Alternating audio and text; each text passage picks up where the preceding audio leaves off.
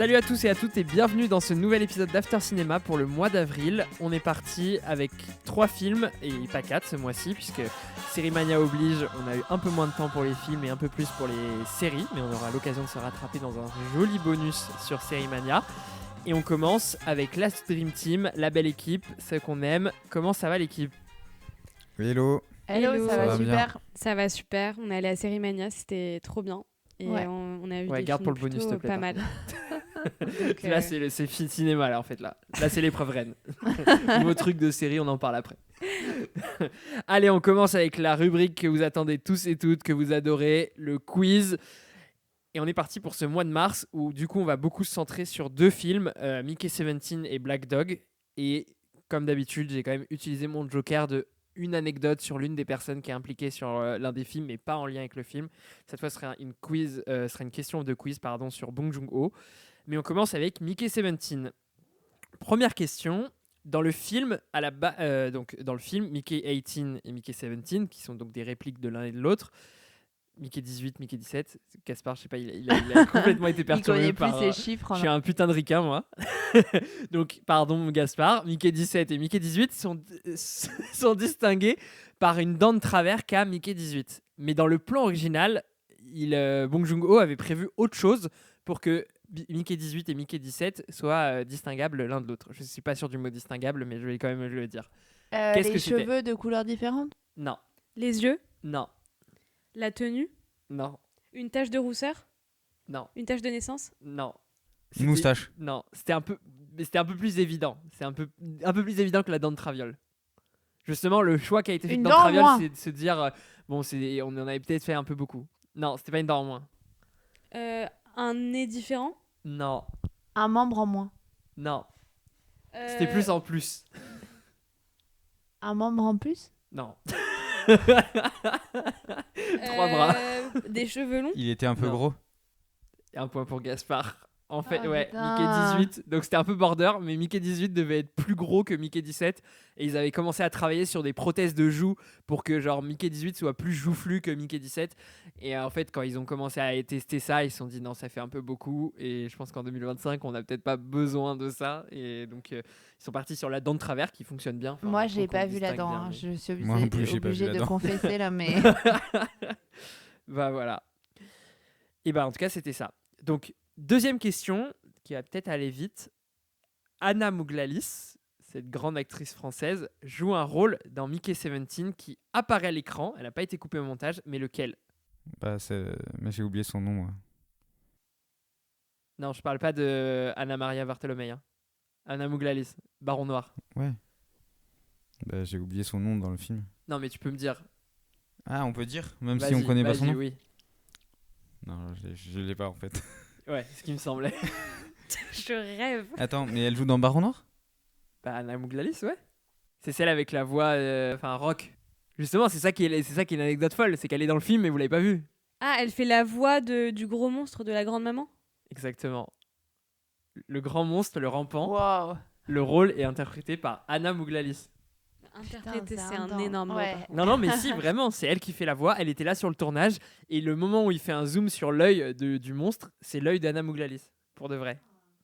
Et genre, en gros, en fait, ce qui est expliqué Bong Joon-ho, c'est que quand il était président du Festival de Cannes, il y a un lien avec tout ça, vous inquiétez pas, il y avait le film L'événement qui était passé pendant le Festival de Cannes. Dans l'événement, il y avait Anna Maria Bartolomei qui l'a trouvé génial et qui s'est dit je veux voir dans mon film. Et il y avait aussi Anna Mouglalis qui l'a découvert à cette occasion. Et là, cette fois, il s'est dit j'ai envie de la faire jouer un gros monstre. Et donc, elle joue la voix du gros monstre. Elle est venue sur le tournage, etc. Allez, on passe à Black Dog. Alors, première question. L'acteur principal, au-delà de son salaire, a gagné bien plus grâce au film. Qu'est-ce qu'il a retiré de Black Dog ? La moto. Non. Une petite amie. Non. Attends, mais il a gagné bien Un plus. chien. c'est Le genre- chien. Mais ouais, Bravo. putain. Un point pour Gaspard. T'étais en train de googler ou quoi ? Il était en train de regarder dans le vide là. Bon ouais, en effet, et en fait ils ont expliqué qu'il avait tellement eu un lien fort avec le chien pendant le tournage, parce qu'en fait il n'y avait pas 50 000 doubleurs pour le chien, c'était à peu près à chaque fois le même chien. Et il a fini par l'adopter à la fin. Et donc, Mais il appartenait pas à quelqu'un, ce chien ? Bah, je crois pas. Enfin, en tout cas, non, l'anecdote c'était ne un le chien dit pas, errant. mais... Ça Non, me mais peut-être réjouit, que dans en la vrai. vraie vie, c'est pas un chien. Tu sais, c'était pas un docu, hein. Je suis dead. Allez, et bah, on continue. Deuxième question, toujours sur Black Dog. Il y a une scène avec le tigre, donc où il fait face au tigre, où le tigre lui indique où est caché le chien. Quand ils ont tourné la scène, il s'est passé une dinguerie, mais laquelle? Bah, il a vraiment pointé l'endroit où était le chien. Oh putain, il est en roue libre, il est trop fort ce soir. C'est exactement ça. En fait, au début, ils se sont dit, mais c'est impossible, on va devoir truquer le truc.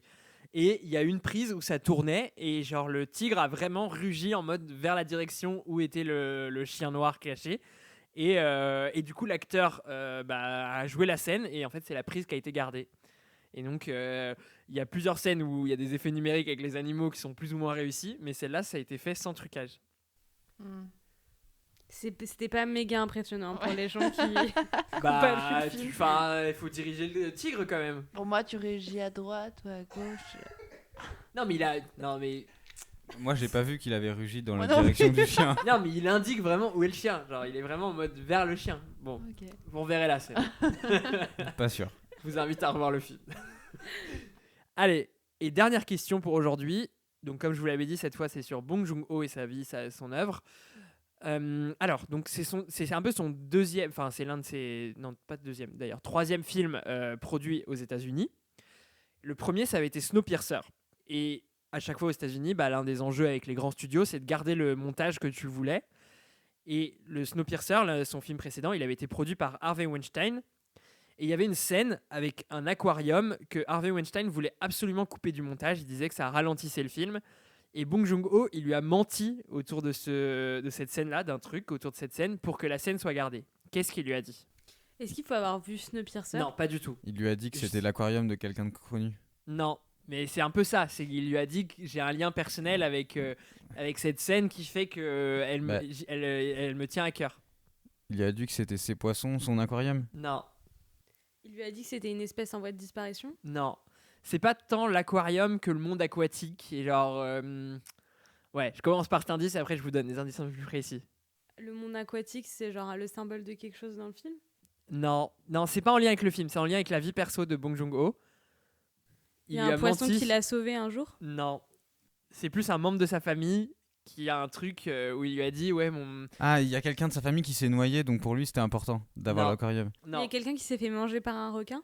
non, c'est pas Ah, ça. c'est à cause du. À Hein, cause d'un c'est plus d'un un tsunami. métier autour du monde aquatique. Ah, un pêcheur.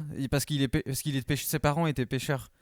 C'est le point pour Gaspard. Donc il a menti à Harvey Weinstein. Il a dit cette scène est hyper importante pour moi parce que mon père est pêcheur, ce qui est totalement faux. Et vraiment il lui a dit après, il l'a révélé après que c'était complètement faux. Et Harvey Weinstein, je sais pas pourquoi, avec ça, il lui a dit la famille c'est sacré, ok on garde la scène. Mais en réalité c'est totalement faux. Son père, je crois qu'il était universitaire ou journaliste ou un truc comme ça. Donc Comme après, il était déjà en prison. Mais c'était plus un non, c'est problème. pas à l'époque où il était en prison. Et du coup, je crois qu'on a fait un peu un monologue de Gaspard là pour ce Ouais, mois-ci. c'était lourd. C'était fort, bravo Gas. Et encore, j'ai failli dire que c'était la meuf dans le monstre. Hein. Mais je l'ai pas dit parce que je me suis dit non, quand même pas. Ah oui, c'est vrai qu'il y a eu un point pour Sné. Et on se donne rendez-vous le mois prochain pour Allez, des anecdotes rendez-vous le mois prochain. encore plus folles. Je sens que ce mois-ci c'était pas encore c'était pas les meilleurs. Ah si, moi j'ai trop aimé. Ouais, moi aussi. Sauf le tigre. Ouais. Ouais, vous reverrez la scène, vous verrez que c'était une anecdote folle. Et on passe au film. On commence avec le premier film qui est Black Dog.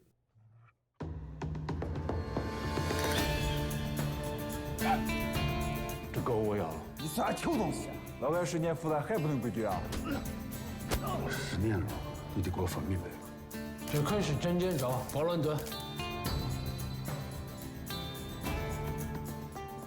Lang revient dans sa ville natale aux portes du désert de Gobi.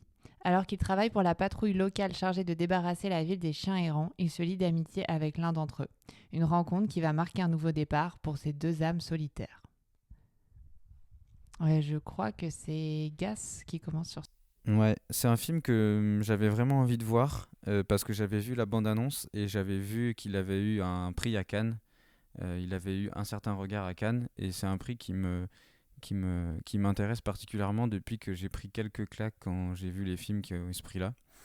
Et en voyant la bande-annonce, j'ai remarqué un film avec un grain particulier et un univers que j'avais vraiment envie de découvrir. Et c'est vraiment ça que j'ai vu dans le film. Donc j'étais vraiment agréablement surpris de voir, de retrouver ce que j'avais vu dans la bande-annonce, à savoir ce grain un peu jaune et cet acteur attachant, touchant, très mutique et en même temps qui fait passer beaucoup d'émotions par son visage.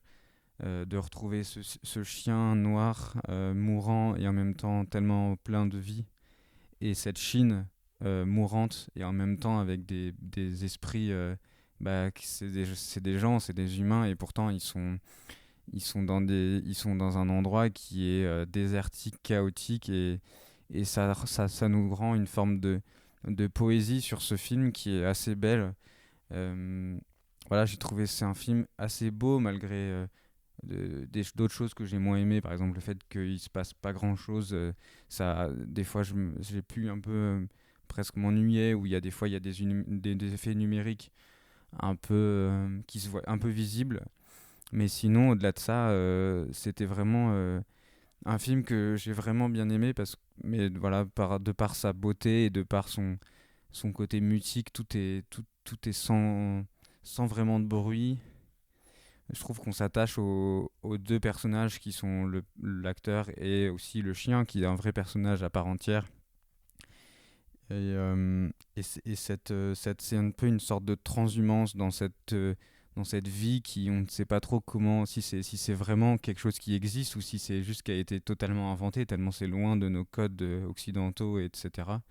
Mais voilà, c'est vraiment un voyage dans ce désert, et dans ce désert de sentiments également, mais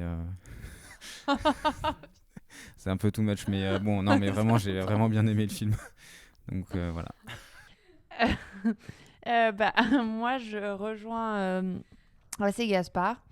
Enfin, comment dire? Ouais, j'ai trouvé ça très touchant, et j'ai trouvé que on n'avait pas. Enfin, j'ai vraiment cru à cette relation entre le comédien, je sais plus comment il s'appelle, et le chien. Eddie Pas Peng. le comédien, pardon, le nom du Lang. protagoniste. Lang. Entre Lang et le chien, et je trouve que le chien, c'est vraiment un protagoniste à part entière. Genre, je trouve que vraiment, il capte l'écran, et je trouve que vraiment, il a un rôle, et c'est rare de voir un animal aussi bien incarné, je trouve, dans un film. Et leur relation, elle est vraiment, je trouve, comme une relation normale de deux protagonistes dans n'importe quel film. J'ai trouvé ça extrêmement cinégénique et original. Je trouve que c'est un univers qu'on n'a pas l'habitude de voir. On voit peu. Moi, je ne sais même pas si j'ai déjà vu un film chinois dans ma vie, hein. Et j'ai trouvé que c'était hyper original, et donc ça m'a beaucoup plu. Après, je pense que le côté extrêmement mythique du personnage principal m'a un peu... je comprends complètement qu'il serve son propos et le film, mais ça me frustrait. J'avais vraiment envie qu'il parle, et ça me... Je sais pas, ça me dérangeait un peu. Et j'ai trouvé ça quand même très contemplatif. Donc très vite, j'avais quand même le sentiment qu'il y avait beaucoup de longueur. Donc je pourrais pas dire que j'ai pas trouvé ça un peu poussif par moment. Mais globalement, j'étais contente d'être allouée. C'est pas non plus la claque de mon année, mais j'ai vraiment aimé. Je pensais pas dire que j'allais vraiment aimer sur ce film, et finalement là je me suis laissée Mais le emporter. temps fait du bien à ce film, hein, Ouais. Je trouve que c'est un film, je suis d'accord, qui est assez long, mais où t'as quand même pas grand chose à lui reprocher parce qu'il est hyper bien exécuté, et il laisse quand même quelque chose d'assez différent. Mais surtout il vieillit bien en nous, quoi, j'ai l'impression. Ouais. Pareil. Vas-y, pardon. Ouais, carrément.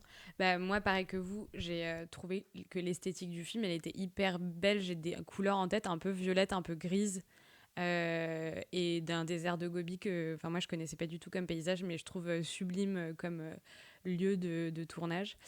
Donc, j'ai beaucoup aimé l'esthétique. J'ai beaucoup aimé aussi toute la relation autour, vous le disiez très bien, mais entre le chien et l'homme, avec une espèce de miroir entre ces deux personnages qui finalement se correspondent assez bien, et qui dans cette relation arrivent finalement à retrouver un peu d'humanité, et qui arrive finalement à construire une relation humaine alors que lui, il était quand même très, très isolé. Et le chien, pareil. Donc j'ai trouvé la relation hyper chouette. J'ai trouvé qu'il y avait même des moments où j'ai ri, où il y avait quand même un mélange de styles et que j'ai trouvé assez chouette. L'autre partie du film que j'ai bien aimé, c'est que j'avais l'impression qu'il y avait quand même une espèce de critique un peu sociale parce que il y a toute la partie où il y a les Jeux de Pékin qui arrivent et à l'inverse, du coup, tu vois ces villes complètement abandonnées par l'État dans lequel tu as des chiens errants, mais en fait des hommes errants aussi et personne ne sait trop quoi faire de son corps. Et c'est un peu là où je trouve que du coup il y a des longueurs, c'est que c'est un espèce de chronique sociale d'un village qui est extrêmement contemplatif, où en fait il se passe des trucs mais finalement pas grand chose, et où je pense qu'il faut quand même avertir sur le fait que c'est un rythme hyper lent, mais il y a tout un truc autour du cirque aussi qui est assez chouette, dans lequel finalement il se passe pas grand chose, mais quand même tu sens qu'ils essayent de redonner de la vie au village, et que moi j'ai trouvé ça assez smart d'avoir choisi le village, d'avoir choisi le cirque, pardon. Et je trouve que le côté chien un peu, le chien noir, je sais que c'est un peu un symbole de la mélancolie dans la littérature, et je trouvais ça un peu smart aussi de pas trop savoir, des fois je me demandais dans quelle mesure ce chien il existe vraiment, ou est-ce que c'est pas juste il est méga déprimé en fait. Et c'est une métaphore de ça, et donc je trouvais que c'était un film qui avait l'air d'être hyper bien pensé et réalisé, et j'étais hyper admirative, quoi. Ouais, en vrai, je vais pas avoir grand chose à rajouter parce que je suis très très d'accord avec vous. Voilà, le point fort, la réalisation, et moi là, sur la réalisation, pour compléter un peu, moi ce qui me plaît vraiment, c'est les influences que ça a. C'est-à-dire que sur l'aspect désertique, ça me rappelle Mad Max par certains points, de comment on filme le caractère aride, les humains qui s'en prennent les uns aux autres avec ce truc des chiens errants en même temps. Et puis et même l'aspect un peu western, parce qu'en fait il y a un peu ce truc de genre le personnage mutique, solitaire, qui arrive dans une communauté et qui va se retrouver mêlé un peu dans les histoires du village, et puis faire un peu le justicier par certains points, etc. C'est un peu la figure des Clint Eastwood, etc., qui est un peu revisitée et de manière très classique, mais moi ça me plaît, et c'est un cinéma avec lequel j'ai grandi, donc ça m'a vraiment parlé. Et puis après, sur les concepts de départ, en vrai, Sénéa, tu l'as très bien dit, mais je trouve que c'est une excellente idée, une brillante idée d'avoir mis ça dans le récit, genre dans le contexte des Jeux Olympiques de Pékin. Parce que c'est vraiment la période où un pays il veut cacher un peu ses marginaux, ses laissés pour compte. On l'a vu en France, à Paris, avec les déplacements des sans-abri, mais genre là c'est pareil, genre c'est vraiment des communautés où on essaye de chasser les chiens errants, mais en même temps aussi un peu tout ce qui est marginaux, vagabonds de cette communauté-là. Et les gens du cirque, ils symbolisent ça aussi, tu vois. C'est les marginaux par excellence qui sont tout le temps sur la route, qui passent de communauté en communauté. Donc sur le point de vue de départ, je trouve ça hyper intéressant. Après, je trouve qu'il n'en fait pas non plus 50 milliards de choses, et que sur le récit, c'est vraiment pas le point fort, et que c'est plutôt un film d'ambiance. Mais j'ai quand même vraiment vibré sur cette ambiance-là. Moi, l'ambiance m'a pris un peu dès le départ, avec la première image du camion qui se renverse, et en mode les gens qui sont comme si c'était lambda en fait comme événement. Et là déjà, j'ai compris que déjà, on allait voir une Chine qu'on voit jamais, rurale, etc. Parce que, il faut le dire, dans le cinéma chinois, le plus représenté, c'est quand même le cinéma hongkongais, mais donc qui, par définition, montre Hong Kong beaucoup. Et les villes chinoises, c'est un peu moins déjà le cas. Moi, j'ai en tête L'Adieu, qu'on avait vu, qui se passe en Chine, mais plutôt dans les villes. Et là, la Chine rurale du désert de Gobi, j'avais jamais vu ça. Donc voilà. Et le dernier truc, et ça c'est un peu casse-gueule, mais j'aime bien ce genre de film, c'est les films où les événements principaux, en fait, ils ont déjà eu lieu. C'est-à-dire que en fait, le personnage, il a déjà été impliqué dans un crime, il a déjà fait de la prison. Même les communautés de la ville, ils sont tous déjà vieux, ils sont tous au crépuscule de leur vie, en fait, ils sont tous presque morts, etc. Du coup, c'est pas tant un film où les événements spectaculaires qui pourraient faire l'objet d'un film auraient lieu, ils ont déjà eu lieu, et on est plus sur l'après, ce qui reste, et vraiment en mode une communauté qui est morte vivante, comme l'a dit justement Gaspard. Et ça, je trouve que c'est un concept qui peut du coup avoir le problème de pas raconter énormément de choses, mais qui est aussi hyper intéressant, je trouve. Et moi, je voulais juste vous poser une question, et aussi dans le même temps faire une alerte spoiler. Moi, j'ai eu un petit problème avec la fin. En fait, j'ai eu un peu, quand le chien est mort, Et que bah là j'y vais, hein, on est dans l'alerte spoiler. Hein. Quand le chien est mort et que à la fin bah il y a ce bébé chien qui naît, j'ai eu un peu un sentiment de précipitation où j'ai eu un peu l'impression que le chien il devait avoir cet événement dramatique de la mort du chien et le nouveau petit chien qui, enfin j'ai eu l'impression que il y avait une sorte de précipitation alors que j'achetais un peu le côté contemplatif. Mais si on était un peu resté dans cette linéarité et j'ai pas trop compris cette un peu accumulation dramatique à la fin. Je sais pas si c'est vous, ça vous a dérangé ou pas. Moi, je suis d'accord avec toi, en fait. C'est vrai que je me souvenais plus du tout de cet événement-là, mais je trouvais que ça sonnait un peu dissonant par rapport au reste du film. Ouais, complètement. J'ai pas plus à dire, mais d'accord. Mais par contre, pour rebondir sur l'autre point que tu disais tout à l'heure, sur le fait que l'acteur parlait pas, moi, il y a eu plein de moments où, comme toi, j'étais frustrée qu'il parle pas, mais j'étais un peu impressionnée de sa performance d'acteur parce que j'ai quand même eu l'impression de comprendre plein de trucs qu'il vivait sans qu'il parle et je trouvais ça un peu fou quand même. Ouais, c'est vrai. Je suis d'accord.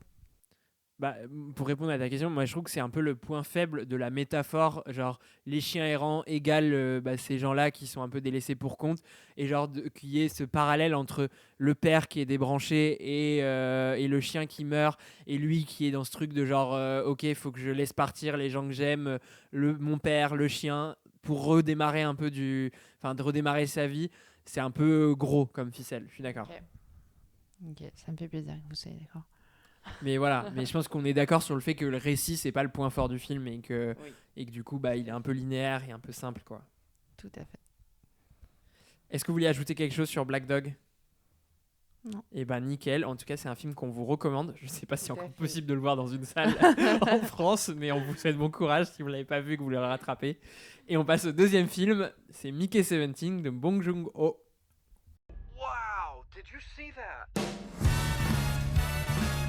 Now, I wouldn't be surprised if you're thinking at this point, what have I done? How lucky can one guy be? Nothing was working out, and I wanted to get off of Earth. You're applying to be an expendable? Yeah. You read through the whole application. Ain't that a kick in the head? Once you die, we'll print a new version of your body. Yeah, I should have read through it. Héros malgré lui, Mickey Barnes se tue à la tâche, littéralement, car c'est ce qu'exige de lui son entreprise. Mourir régulièrement pour gagner sa vie. Et ben c'est moi qui commence sur Mickey 17. Et ben après mon coup de cœur sur The Brutalist, et ben c'est un peu mon deuxième coup de cœur de l'année parce que j'ai adoré Mickey 17. Bon, faut le dire, j'adore Bong Joon-ho, j'avais adoré vraiment Parasite et genre je crois qu'il me manque 2-3 films de sa filmographie, mais c'est un sans faute pour moi, genre j'aime tous ses films et je pense que c'est vraiment l'un des meilleurs réalisateurs. Et du coup, je trouve qu'en plus, déjà, avec Mickey 17, c'est un peu du contexte, mais je trouve ça audacieux. Genre, après Parasite, qui était un film vraiment abouti en tout point, qui était vraiment maestro, avec une mise en scène qui était proche de la perfection, de revenir avec un film beaucoup plus chaotique, genre qui est vraiment fou, qui déborde d'idées, de thématiques à brasser, etc. Je trouve que c'est audacieux et que l'exercice est complètement différent, mais que moi, c'est hyper jouissif.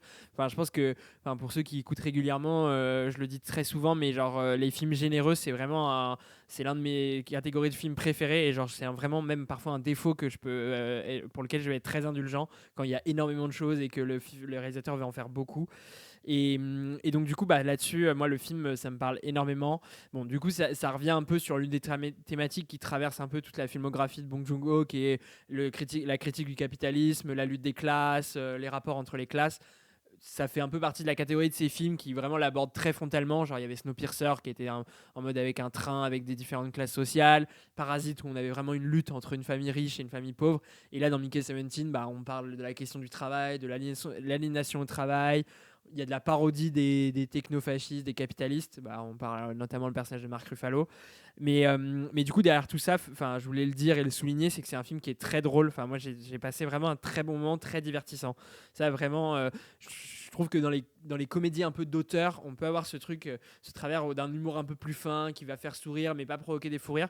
Moi, vraiment, sur ce film-là, j'ai des vrais fous rires et je passe vraiment un moment très, très, comme je l'ai dit, mais généreux, très bon. Notamment la dynamique entre le duo entre Mickey 17 et Mickey 18 qui pour moi marche hyper bien, genre la scène où genre ils s'embrouillent suite au dîner, pour ceux qui ont vu le film, moi elle me fait exploser de rire. Et je voulais finir, enfin j'ai encore plein de qualités à énoncer, mais celle sur laquelle je voulais insister avant de vous laisser la parole, c'est surtout sur le personnage principal, Mickey. J'adore que ce récit qui a une ampleur hyper importante, enfin on parle de colonisation d'une planète, etc., soit centré sur vraiment un ego, quoi, un personnage naïf, simplet, genre un peu candide, et ça m'a rappelé un peu Poor Things dans cet aspect-là. Et ça, cette catégorie de personnages-là qui est un peu, du coup, est un peu révélateur de la nature des autres personnages autour, je trouve ça génial, je trouve ça très drôle.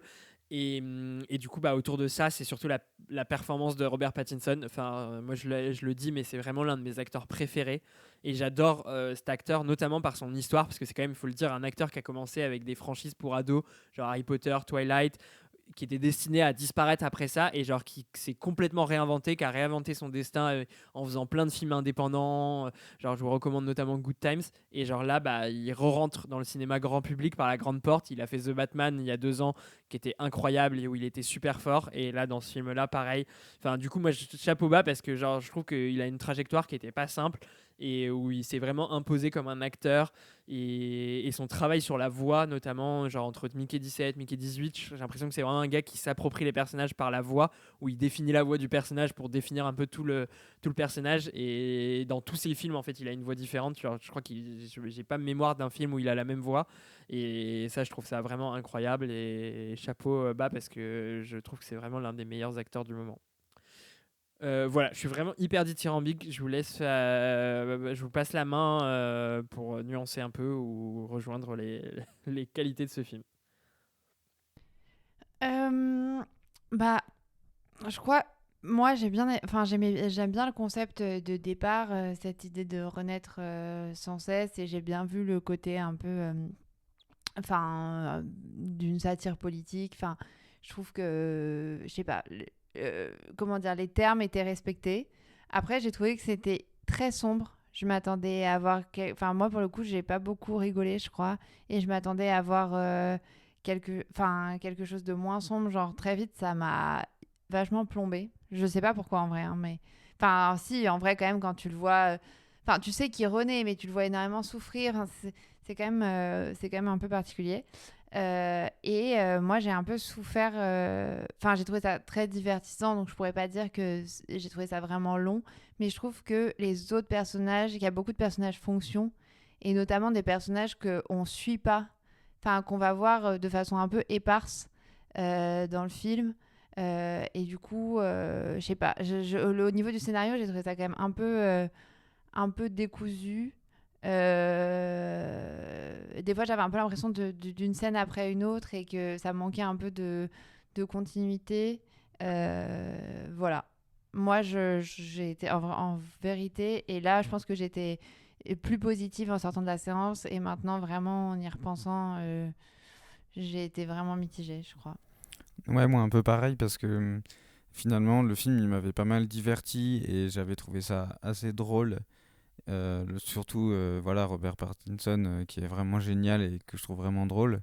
Mais c'est vrai qu'en y réfléchissant après, je trouvais que de par la naïveté de de ce personnage, je voyais beaucoup de souffrance dans ce personnage, et c'est vrai que ça fait...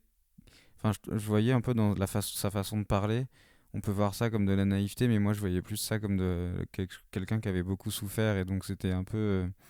ça me faisait un peu de peine. Et après, moi, il y a un thème que j'aime pas trop dans ce genre de trucs, c'est les parodies de personnes, les trucs, genre le personnage de Mark Ruffalo et sa femme.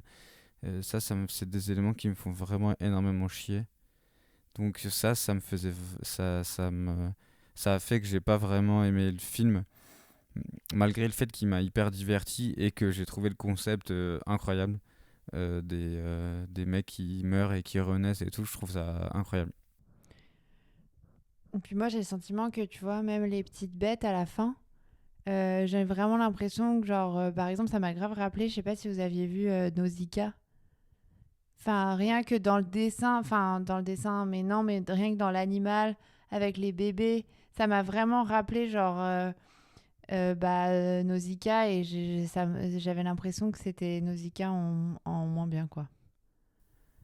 Voilà. Ouais, moi j'ai trouvé ça un peu aussi what the fuck, genre un peu, enfin c'était un peu barré quoi, l'histoire avec les gens qui habitent sur la planète, c'est des monstres qui arrivent pas à parler et tout. Enfin, c'est what the fuck, quoi.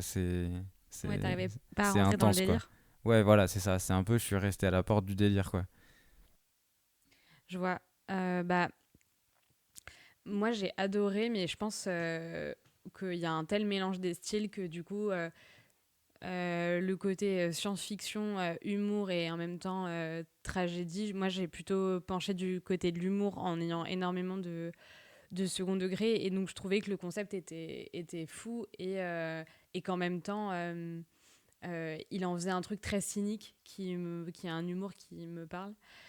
Donc j'ai vraiment aimé le concept et je trouve que, enfin ça pour le coup c'est pas moi qui l'ai dit mais je vais citer le mec qui l'a dit parce que je trouve que c'est vraiment, c'est comme ça que je résumerai la critique. C'est François Bégodeau qui a fait tout un podcast sur le film et qui disait que c'était un divertissement intelligent. Et en fait je peux pas dire mieux que ça, je trouve que c'est hyper bien parce que c'est un film qui est beaucoup plus populaire parce qu'il y a plein de gens qui disaient Parasite c'était beaucoup mieux et en fait je suis d'accord que Parasite c'était beaucoup mieux mais ça me paraît aussi beaucoup moins accessible en termes de rythme, en termes de satire politique que là le film et je trouve qu'il a à la fois l'ambition d'un blockbuster américain d'être assez divertissant avec un rythme important et effectivement parfois d'être un peu too much dans le nombre de personnages mais comme tu le dis je suis d'accord avec toi dans l'action incessante et en même temps qui va pas faire juste un blockbuster un peu débile, mais qui va avoir derrière une vraie critique du capitalisme avec plusieurs lectures, des trucs qui paraissent hyper évidents, genre Mark Ruffalo, qui est un personnage qui pourrait ressembler à un politicien américain, ou des trucs un peu plus fins, avec genre tout ce qui tourne autour des sauces, autour de, par exemple, le fait qu'ils n'aient pas le droit d'avoir de sexualité parce que ça dépense de l'énergie, où je trouve que derrière, il y a une vraie pensée du capitalisme qui est au service du film et qui vient quand même dire quelque chose au spectateur qui est smart tout en n'étant pas non plus chiant en fait parce que si tu as envie de rester sur le côté un peu divertissant comme dit Gaz, faut rentrer dans le délire mais ça peut être un peu marrant et tu peux ne pas avoir envie de rentrer dans la partie politique. Après moi la partie par exemple quand tu disais que Robert Pattinson on pouvait les distinguer avec les dents. En fait, moi, c'était plutôt que je trouvais qu'il jouait tellement bien la différence entre les deux personnages que je voyais hyper bien en fait qui était qui. Ouais, t'avais pas besoin de voir la dent, quoi. Et ça, j'ai trouvé ça impressionnant. Voilà. Après, il y a tout. Moi, j'avoue que très sincèrement, mais c'est personnel, l'univers de Bong Joon-ho autour de ces monstres qui reviennent assez souvent, c'est un truc qui moi me parle pas trop. Que je trouve pertinent dans le propos qu'il veut tenir derrière et tout mais qui moi c'est un univers visuel qui me parle pas donc sur ça voilà j'ai pas forcément de critique particulière mais je le dis quoi voilà j'ai trouvé ça hyper bien. Bon et en tout cas on vous recommande pour une fois 17. qu'on est partagé ouais on attend vos avis. Ouais, dites-nous si vous avez aimé, pas aimé. En plus il est encore possible de voir le film, il est bien programmé encore. Et puis en plus, pour le moment, il fait un bid, donc ça serait dommage qu'il se plante et que Minecraft fonctionne, parce que du coup, Warner Bros. Qui produit les deux va peut-être plus pousser l'un des types de films que l'autre si ça fonctionne pas bien. C'est hyper politique ce que tu fais là. Ouais, non mais je suis un mec engagé. Un podcast politique en fait. Moi j'ai vu Mickey 17, je suis de gauche. C'est dommage qu'on fasse plus les questions sur les audiences, ça aurait été vachement intéressant.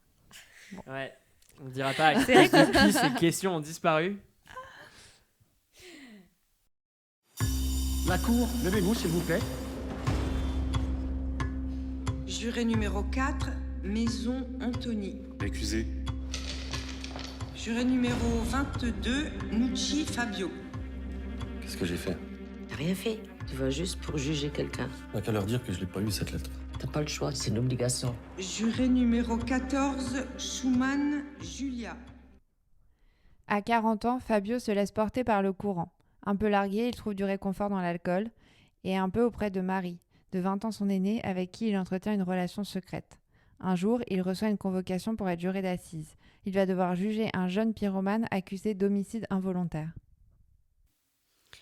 Donc ce film qu'on est allé voir assez récemment avec Walid, est arrivé à point nommé parce qu'on savait pas trop quoi voir fin mars. Donc, et il y a ce film qui est sorti à la fin. Donc, on était plutôt contents. J'ai plutôt bien aimé. Après, j'ai quand même certaines réserves. Ce que je trouve très intéressant dans le film, c'est qu'il y a tout un propos autour de la justice et de qu'est-ce que c'est que de rendre la justice, quelle est la légitimité à pouvoir rendre la justice, parce que du coup, Fabio se retrouve à devoir juger quelqu'un et donc il est juré dans une salle et en gros, il y a une grande partie du film, pas tout, mais qui se passe dans une salle, dans un tribunal, et il y a un procès, et il y a tout un questionnement autour de ça, de la culpabilité, de quelle est la bonne peine, quelle est la juste peine, qu'est-ce que c'est d'être coupable, qui est assez intéressant. Après, en parallèle de ça, il y a tout un parallèle avec du coup le personnage principal, qui est un peu comme dans Black Dog, taiseux. Je pense qu'il doit dire quelques mots de plus que Lang, mais pas tant en vrai. Et je parle pas assez dans le micro. Il a perdu sa langue. Là, c'est bon. Pas mal. Et donc, qu'est-ce que je voulais dire ? Donc c'est un personnage qui parle pas trop, et en fait, tout le film, t'essaies de comprendre un peu pourquoi il est un peu bousillé, en fait, parce que le film te met dans cette dynamique-là, tu vois. Et en fait, je trouve que tu comprends jamais trop, ce qui est un truc un peu intéressant, parce que je pense que du coup, il y a un espèce d'identification qu'il a vis-à-vis de la personne qu'il est en train de juger, mais tu sauras jamais vraiment pourquoi il s'y identifie. Et le seul vrai parallèle qui est mis en avant, c'est qu'il a une relation avec une femme qui est beaucoup plus mûre que lui. Donc, il y a une partie du film que j'ai moins aimée, c'est que... Enfin, non, en fait, c'est l'ensemble du...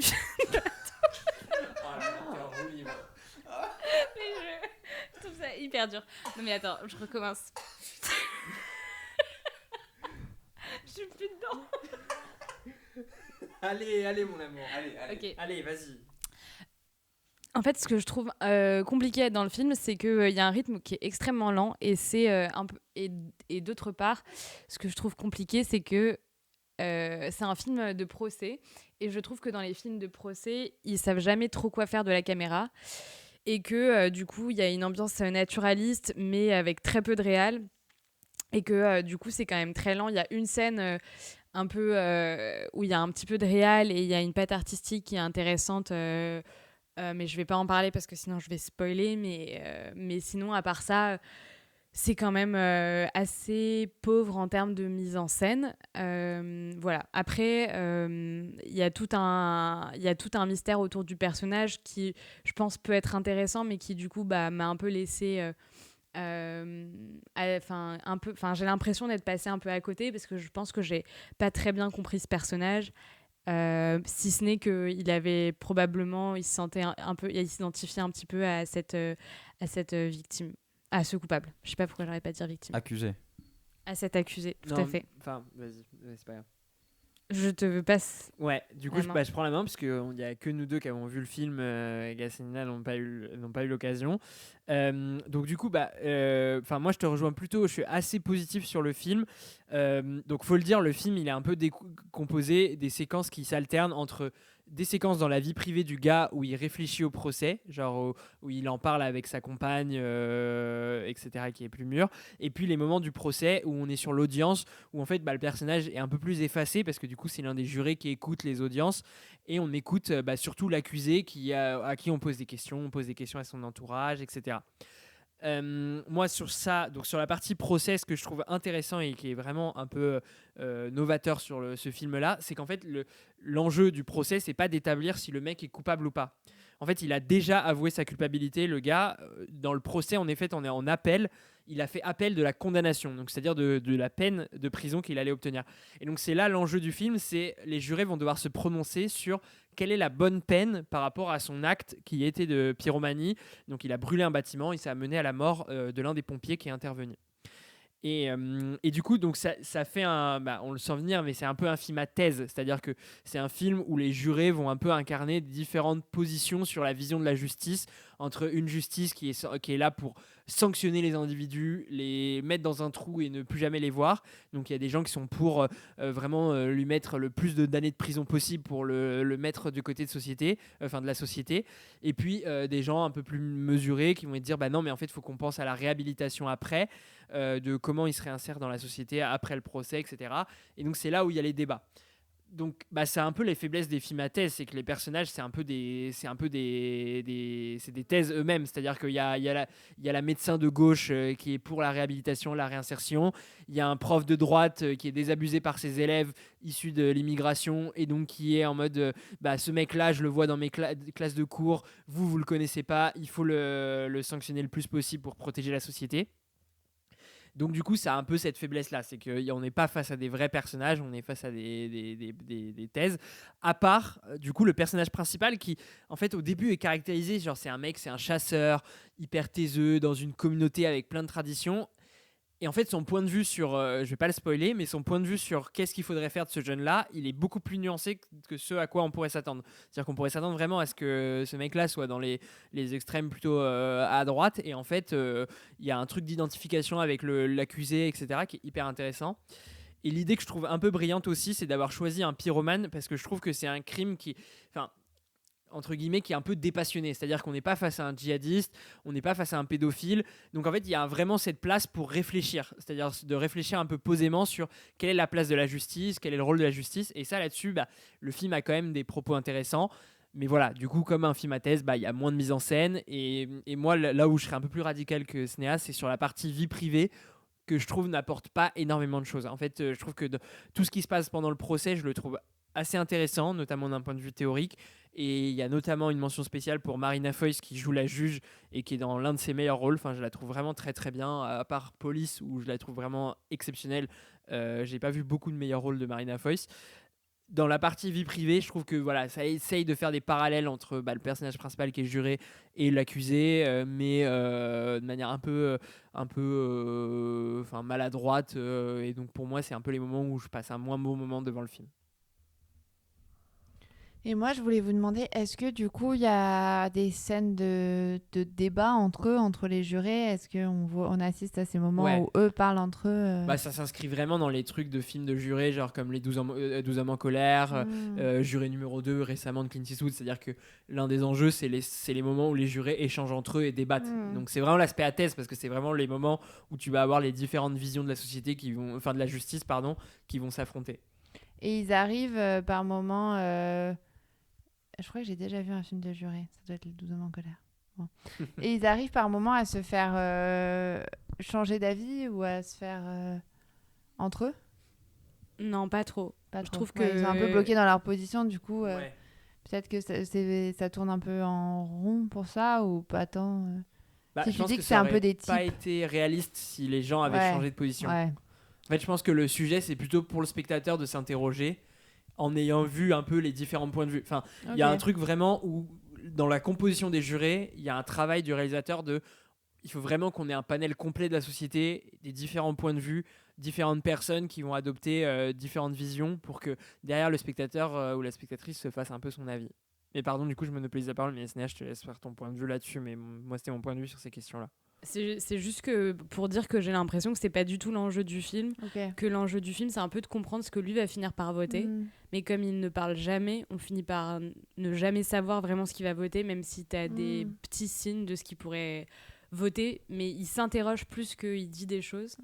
Et après il y a un espèce de parallèle à la fin, j'espère ne pas spoiler en disant ça, mais où il va quand même finalement réussir à s'accepter et à ne pas se juger dans sa vie personnelle.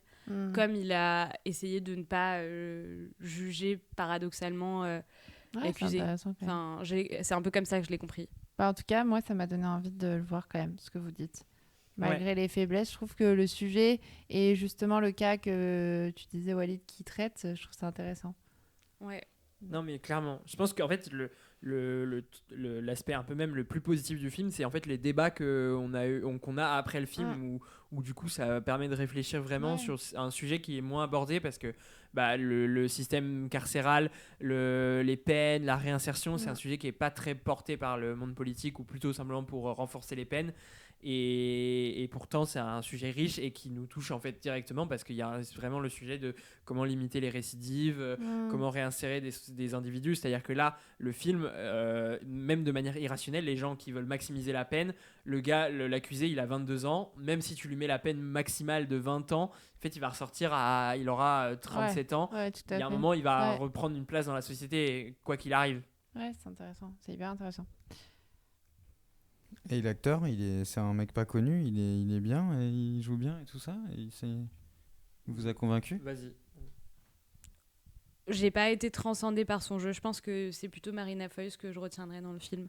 Mais il joue pas mal. Et Louise Bourgoin ?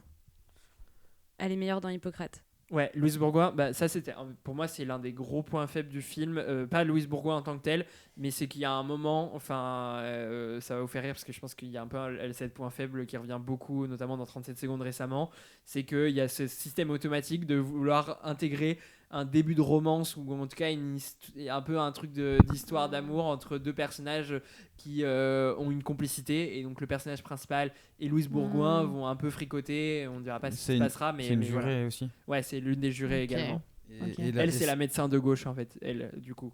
Et la femme de monsieur le juré, c'est qui ? C'est une actrice pas connue aussi ? Non, c'est pas non. Ouais, mais je crois que ça je l'ai pas mis dans le quiz, mais je l'avais lu pour préparer le quiz, c'est qu'il y a des acteurs professionnels et non professionnels dans le film.